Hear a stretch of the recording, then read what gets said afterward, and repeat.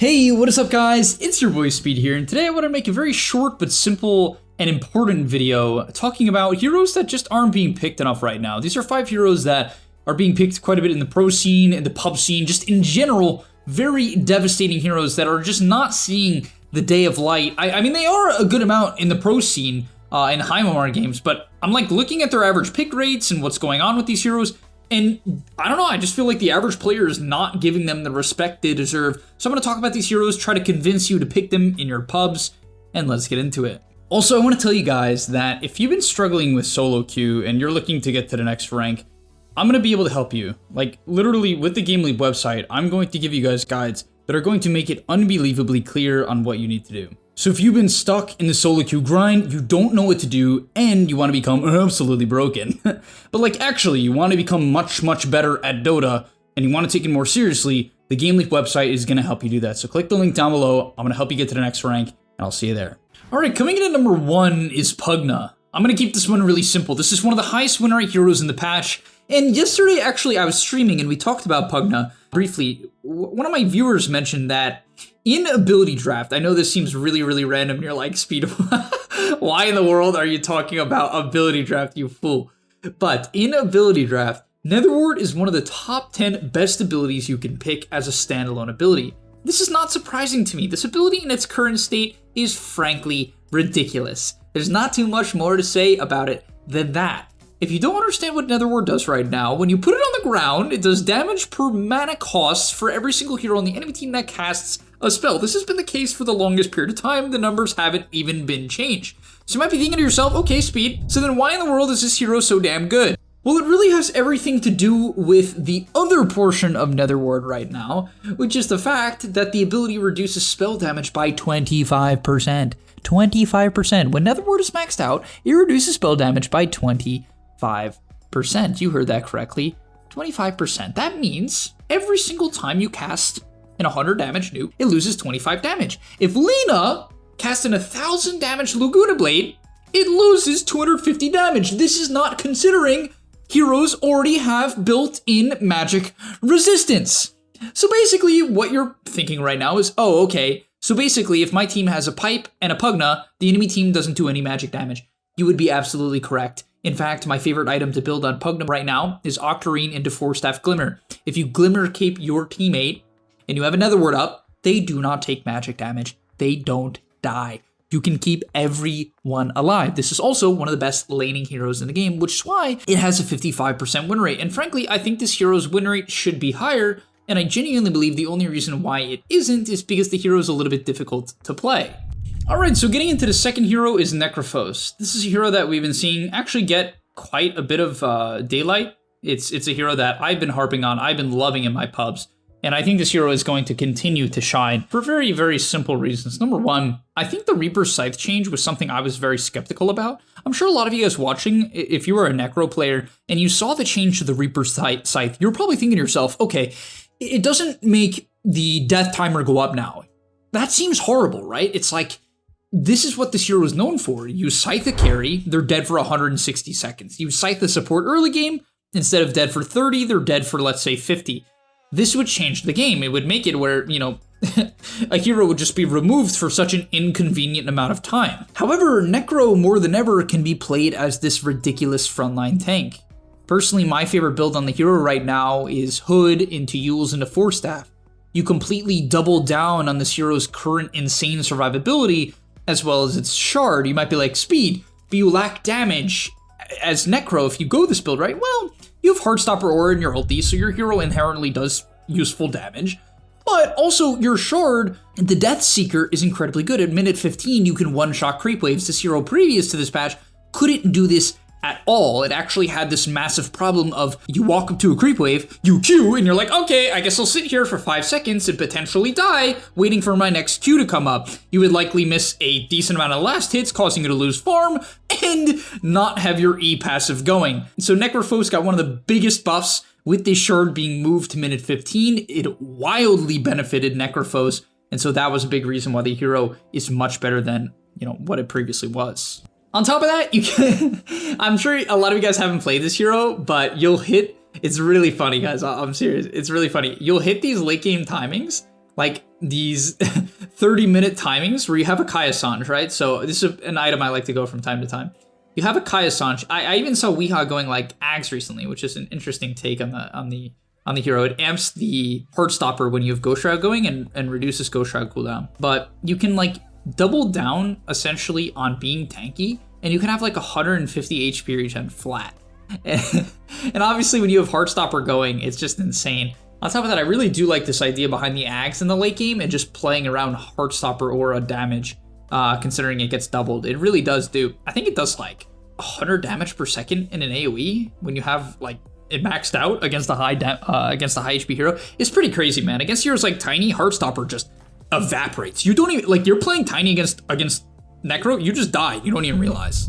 All right, coming in at number 3 is Primal Beast. Either yesterday's video was about Primal Beast or tomorrow's video is going to be about Primal Beast. Regardless, this is a hero that I think is insane. I think this hero is one of the best in the game right now, and the only reason why the win rate hasn't skyrocketed or didn't skyrocket earlier is because the hero is difficult. It has 4 active abilities. You have to be able to manage the mana pool. The abilities synergize very well together, but you have to know how to use them in synergy, and the ulti is frankly a little bit clunky. So I think this is one of those heroes where if you don't know what you're doing, you don't have a good amount of games on the hero, you're gonna grief. It's unlike, you know, something like a Sniper or Wraith King where it's like, okay, you load in, you get like a general gist for the hero, and then you're set. I don't think Primal Beast is like that. The hero's a little bit difficult. It can kill people from full HP in the laning stage, and it has some of the best wave clear in the game. I think the fact that the ulti is a 32-second cooldown at level 1 allows you to use it on creep waves, and I actually think it should be used on lane creeps. In fact, I even covered it in my Primal Beast video, but this is a big thing for me. Things like this like really matter in my opinion. You should ulti creep waves and then trample neutral camps. If you do this, you can not only farm incredibly quickly, but just constantly have both of your abilities up at the same time in team fights due to the fact that their cooldowns are a little bit different. Trample is 21 at max, and Pulverize is 32 at level 1. So as long as you use your Pulverize first, they'll line up when they come off cooldown, and you're gonna have them both in team fights, as well as a shit ton of net worth. Like a ridiculous amount of net worth. But the biggest thing for me out of everything is the laning stage of this hero. I don't think there's a lot of heroes that can lane against Primal Beast. I don't. I've watched a couple Primal Beasts, like high MMR Primal Beast players, and I think a lot of them are just playing the hero wrong. I think a lot of them just miss the spikes of this hero and don't play nearly aggressive enough on this hero. As long as you have like 2 uproar stacks, you can't be traded with. You cannot be traded with. And the biggest spike for this hero that players don't see is the level 4 spike. When you have 2 points in uproar, 1 point in trample, 1 point in onslaught, which is your charge ability, the stun one, you can kill anybody. Why? Because even if, let's say, you're playing against an anti-mage, okay? You're gonna walk up to him, right? You're gonna click uproar, it's gonna slow him. You're gonna click trample. All of a sudden, he has to run away. He has no choice. You're gonna read the blink, because obviously they have to time walk, blink, whatever the ability is, right? You're then gonna click your trample, and then your onslaught, and you're gonna chase them down with the combination of this ability. And then they die. And if they don't die, they're gonna be like a 4th HP.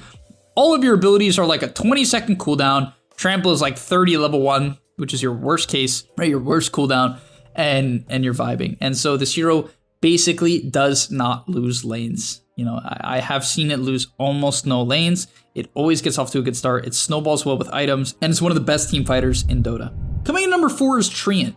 I don't see how this hero's win rate isn't higher. Currently on Dota buff, the hero's win rate is 52.6%. It is one of the highest win rate heroes in Dota, and the reason why it surprises me that it isn't a higher win rate hero is number 1, it's a pretty good laner. It can feed if you go out of position, so be a little bit careful in the early levels. You're a low movement speed hero with no armor, so don't get too aggressive. I think people overestimate the right click damage of Treant and double down too hard on it when you really shouldn't do that. But the biggest thing for me is how the E works right now. It gives so much armor. Treant Protector's Living Armor currently gives 12 armor at max for 30 seconds. 30 seconds, guys. Like, that is ridiculous. On top of that, the cooldown is 15 seconds. And as I said, the duration is 30 seconds, which means you can have 2 of these going at all time. You can nearly have 3 of them going, right? But you can at least have 2 of them going. And so you just have 2 towers that are completely untouchable, right? Like, and honestly, how I see it is in your average pub, the enemy team, like 9 times out of 10, is just gonna walk up to a tower, right? They're just gonna walk up to a tower. That's like 4 or 5 heroes. If you living armor that tower and they can't take it, your team's winning the game.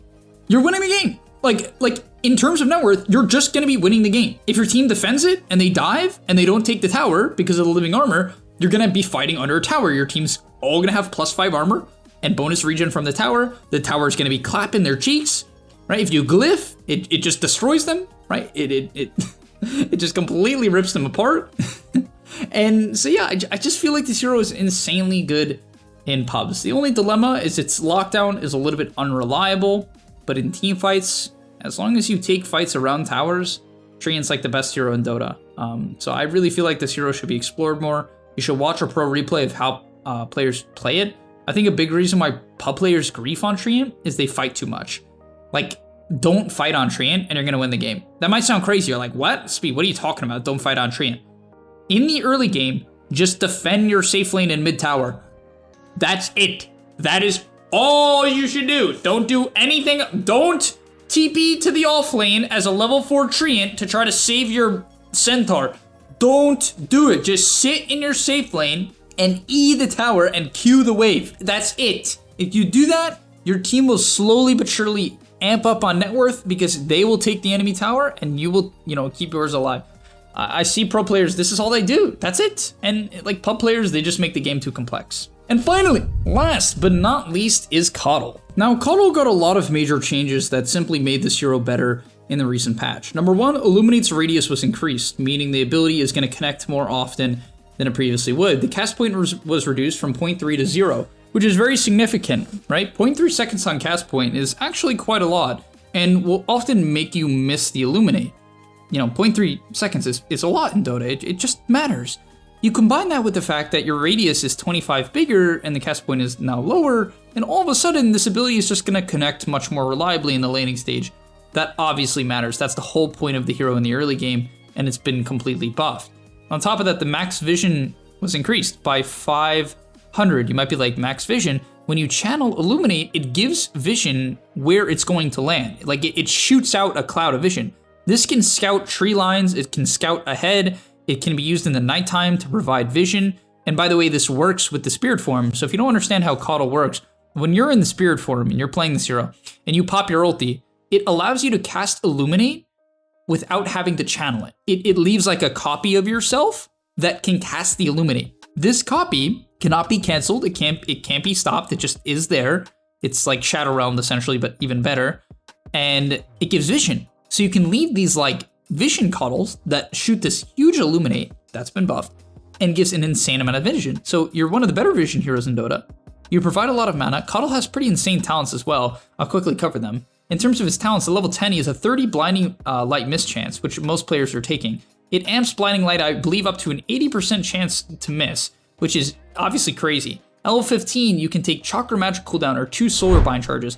I think both of these talents are insanely good, like literally 2 of the best talents in the game. I really believe that at level 15. But the 4-second Chakra Magic cooldown I think is too hard not to take, considering how good this ability is. It brings it down to an 8-second cooldown, and it lowers cooldowns by 6 seconds, which is nuts on certain heroes. For instance, like a Tiny in the early game, right?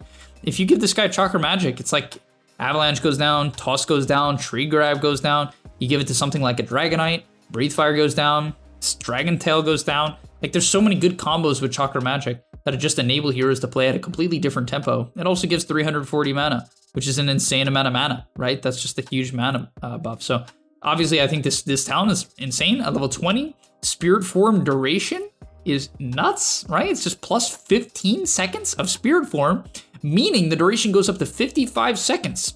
Also, the cooldown was buffed on Spirit Form in the last patch, making it from a 70-second cooldown to 65, meaning when you hit level 20, you have basically a permanent Spirit Form. And on top of that, at level 25, honestly, this is probably the worst of the talents, but you get a Blinding Light stun. It's only 1.2 seconds, but still, it's a Blinding Light stun, or Illuminate damage so you can one-shot creep waves, which is frankly pretty freaking good in the late game. The ability to one-shot waves is insane. It really means a lot in Dota. So this hero has some of the best talents in the game. I didn't even cover all of the buffs. I'll quickly go over that. And finally, the last buff the hero received was the pushback duration on Blinding Light was increased from 0.4 to 0.8, a doubling, right? Just a double to the pushback duration. And it's very noticeable. This ability, it's almost a 1-second pushback, which like you have to keep in mind, like that's huge, right? So this hero just kind of received a lot of buffs. The biggest combo that I've currently seen with it is the Storm Spirit combo. Essentially, Storm Spirit has Vortex as his kill ability, and you know, you need mana. It's a very simple to understand combo. Vortex was actually buffed on Storm, so what teams are doing is they have this 14-second cooldown Electric Vortex. Storm goes in, he kills someone or chips them down, he zips out, gets mana from Coddle. Vortex basically gets dropped down to the, you know, off cooldown, and then he goes back in. And this is also seen with Io as well. It's kind of the same thing, but it's like sort of the same thing. Io gives a lot more mana. But either way, this is a hero I'm a big fan of. It's also very good at defending towers, which I think is a huge thing in pubs. Nonetheless, thank you guys so much for watching. Hope you enjoyed. If you did, smash the like button, subscribe to the channel, and I'll see you in the next one. Peace! And that's all, but remember, before you leave, come on, before you tune out, subscribe to the gameleap website where we are going to help you get to the next rank. If you're stuck, click the link down below, and I'm out. Peace!